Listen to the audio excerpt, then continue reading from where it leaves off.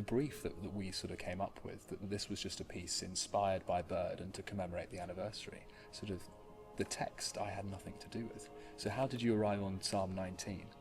Sure. Well, I wanted something to do with nature. I wanted it to also be kind of broad, and so that it could be that could be reflected in the slow phrases. And Caeli Enarrant, it's about it's essentially about the sky. And I was imagining slow moving clouds and just the kind of grandiose, the heavens.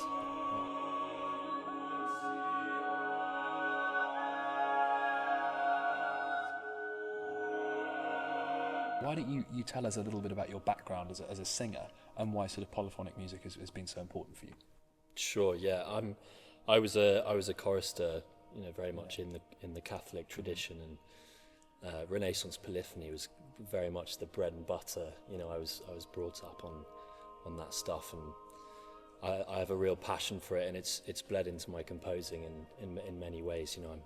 I find it so interesting the ways you can build huge textures just through horizontal lines rather, creating these kind of huge textures. And that's kind of just how this piece starts, really. Exactly. It starts in the altos, builds up with an imitation in the tenors, the basses, and then the sopranos. Sure.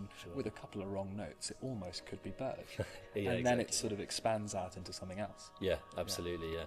Was there a particular piece that you were channeling when you wrote this in homage to Byrd? Yeah, I very much had in mind the Mass for 4 voices, the Mass for 5 voices, and in fact, there's a direct quote from the Agnus Dei, which I'm surprised I've missed that completely. You never noticed. It's in the altos, in the big climactic section.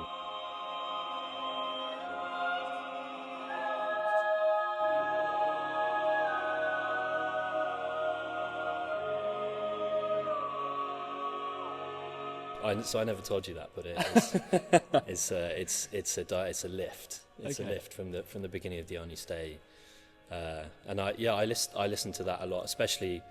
I was saying earlier, I was trying to write some kind of Byrd pastiche, and it was specifically that Agnus Dei that I was listening to, and it's just gorgeous. I think some of the best music ever written.